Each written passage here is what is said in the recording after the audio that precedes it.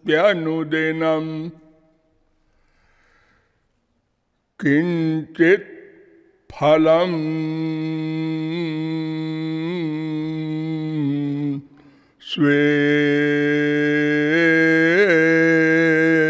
स्वेप्सितम्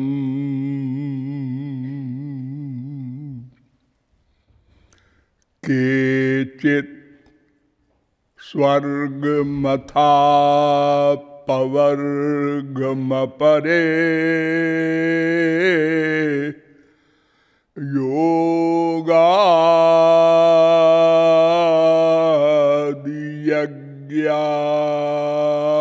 योगादियज्ञादिभिः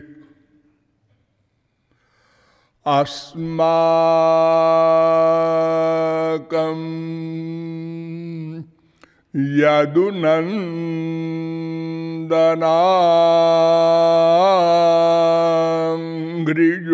यदुनन्दनाङ्घ्रियुगलध्याना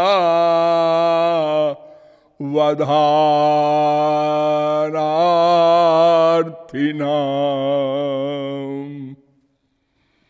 किं लोकेन दमेन किं नृपतिना स्वर्गा पवर्गैश्च किम्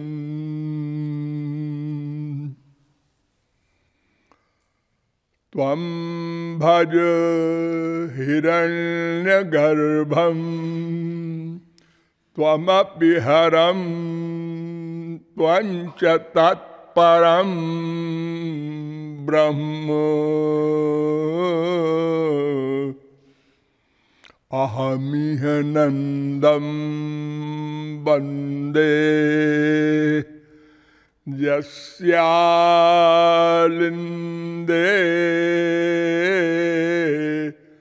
परं ब्रह्म नमः कमलनाभाय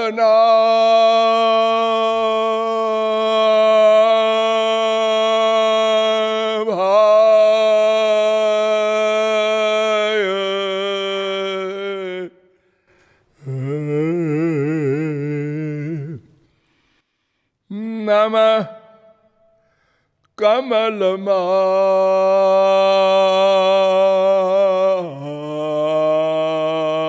कमलमालिने नमः कमलपादाय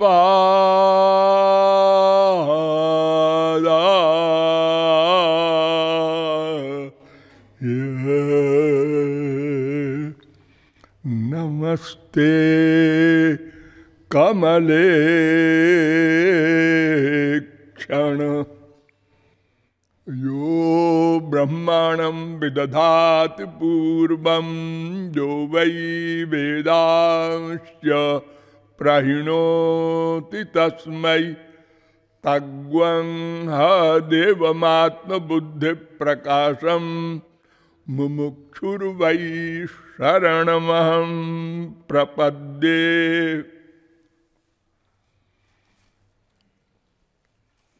वृंदारक वृंद बंद आनंद कंद सच्चिदानंद श्री रामचंद्र चरणारविंद मकरंद मिलिंद विद्वद्वृंद। थोड़ी देर हरि नाम संकीर्तन कर लीजिए। कुछ अंतःकरण की शुद्धि हो जाए, कुछ विशुद्ध श्रद्धा हो जाए, फिर प्रवचन सुने। देखिए, भगवन नाम संकीर्तन ही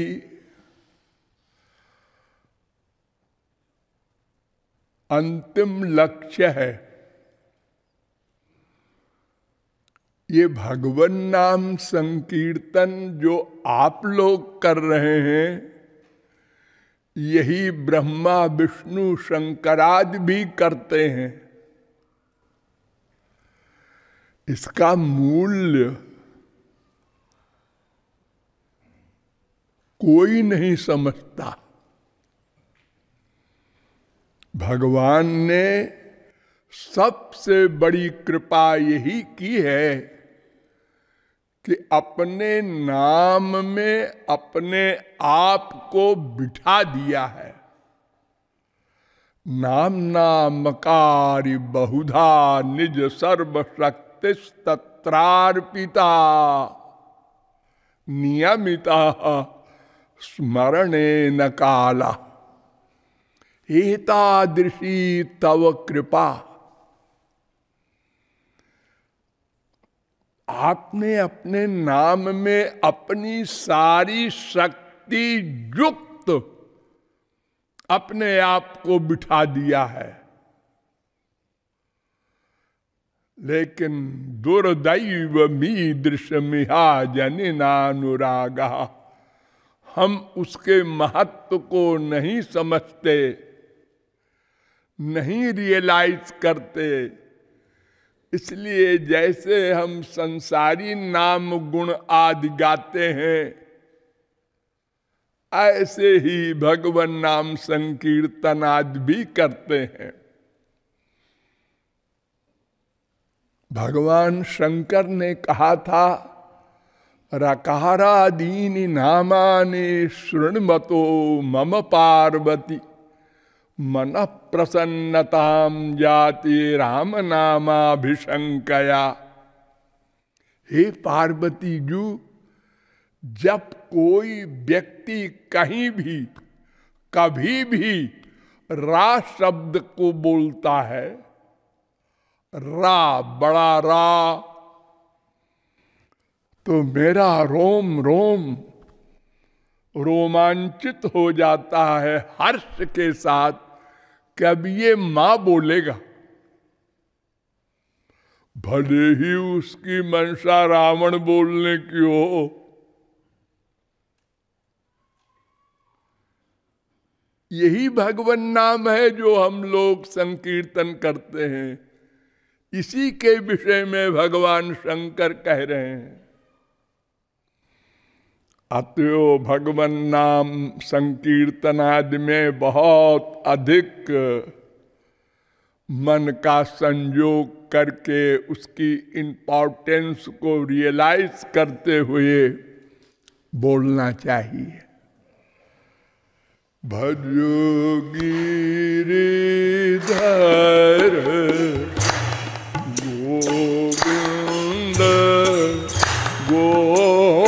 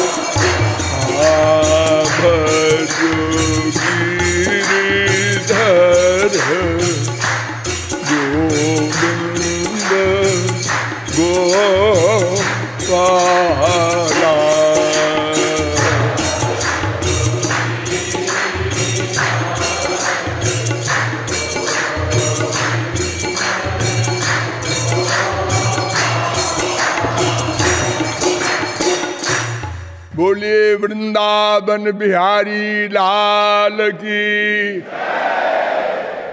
अब आप लोग सावधान हो जाएं। मैं कौन, मेरा कौन, इन प्रश्नों के समाधान में अब तक आप लोगों को बताया गया कि मैं शरीर नहीं हूं। ये शरीर माने 3 शरीर होता है। एक शरीर तो आपके सामने है, इसको स्थूल शरीर कहते हैं।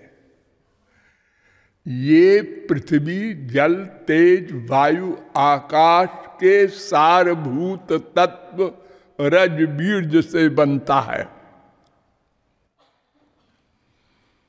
ये तो मेरा शरीर है, इसलिए मैं शरीर नहीं हूं। जो मेरा है वो मैं नहीं हो सकता। दूसरा शरीर है सूक्ष्म शरीर। 5 ज्ञानेंद्रिय, 5 कर्मेंद्रिय, 5 प्राण, 1 मन, 1 बुद्धि, 1 अहंकार। ये सब मटीरियल है। एक कंबाइंड 18 तत्वों का सूक्ष्म शरीर होता है। जब ये मैं इस शरीर को छोड़कर बाहर जाता है, जिसको हम मरना कहते हैं, तो ये 18 तत्वों से युक्त सूक्ष्म शरीर को पहले धारण कर लेता है, इसी शरीर में फिर बाहर निकलता है। जैसे सांप अपने ऊपर का चमड़ा कुछ दिनों बाद निकाल देता है, बिना हाथ पैर के, ऐसे निकल जाता है, नेचुरल। उसको केंचुल कहते हैं। तो वो तब निकलता है जब दूसरा चमड़ा सांप के ऊपर बन जाता है, तब ये निकलता है। अरे आप लोगों के शरीर में कभी फोड़ा वगैरह होता है, तो जब नीचे चमड़ा आ जाता है तब ऊपर का निकलता है, और अगर जबरदस्ती निकालो तो फिर घाव हो जाता है। तो ऐसे ही ये 18 तत्वों के सूक्ष्म शरीर से युक्त होकर ये स्थूल शरीर छोड़कर जीव बाहर जाता है। कहीं भी जाता हो, स्वर्ग में, नरक में, कहीं भी। स यदा अस्मात् शरीरादुत्क्रामति सहैवैतैः सर्वैरुत्क्रामति। कौशितकी उपनिषद 3-4 वेद कह रहा है। तो वो सूक्ष्म शरीर भी मैं नहीं हूं, क्योंकि वो मेरा है। और एक शरीर और होता है, उसे कहते हैं कारण शरीर। वो वासना का होता है। उसमें न पृथ्वी, न जल, न तेज, न वायु, न 5 कर्मेंद्रिय, न 5 ज्ञानेंद्रिय, न मन, न बुद्धि, न अहंकार, कुछ नहीं होता। वो कब मिलता है? वो हमारे साथ जाता है महाप्रलय के बाद। जब हम भगवान में लीन होते हैं, तब वो कारण शरीर वासना वाला, जिसमें अनंत जन्मों के हमारे कर्म रहते हैं, वो जाता है। वो भी मेरा शरीर है, इसलिए वो भी नहीं है मैं। तो स्थूल शरीर भी मेरा है, सूक्ष्म शरीर भी मेरा है, कारण शरीर भी मेरा है। इससे पृथक जो कोई चौथी चीज है वो मैं है। वो क्या है? वेदों के द्वारा पता लगाया गया, क्योंकि वेद पुंदोष पंका कलंक से सर्वथा असंस्पृष्ट होते हैं। उनमें मनुष्यों का दोष, माइक दोष नहीं होता। क्यों? इसलिए कि भगवान के समान वेद भी नित्य हैं और वेद को भगवान भी कहते हैं। वेदो नारायण साक्षात 6:1:40 गीत भागवत।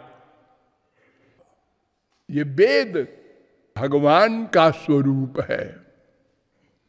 वेदस्य चेश्वरात्मत्वात् तत्र मुह्यन्ति सूरयः 11:3:43 भागवत। ये ईश्वर का स्वरूप होने से बड़े बड़े ज्ञानी ध्यानी ब्रह्मादिक भी मोहित हो जाते हैं, इस वेद का अर्थ नहीं जान सकते। तो उन वेदों में जाकर हमने पता लगाया महापुरुषों के द्वारा, अपने आप नहीं। तो पता लगा कि वेद कह रहे हैं हम भगवान के अंश हैं, भगवान से निकले हैं। और कब निकले हैं, क्यों निकले हैं, कब नहीं, क्यों नहीं, ये क्वेश्चन नहीं करना। क्यों? सदा से निकले हैं, सनातन है। कठोपनिषद कहता है अजो नित्य शाश्वतोयम पुराण 1:2:18। वेदांत कहता है ना, आत्मा श्रुतेर नित्यत्वाच्च ताभ्य 2:3:18। गीता कहती है अजो नित्य शाश्वतोयम पुराण 2:20।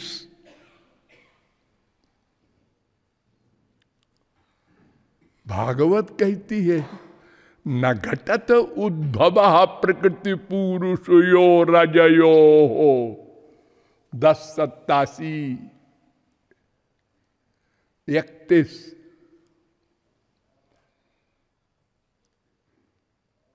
ईश्वर अंश जीव अविनाशी चेतन अमल सहज सुख राशि ममैवांशो जीवलोके जीवभूतः सनातनः।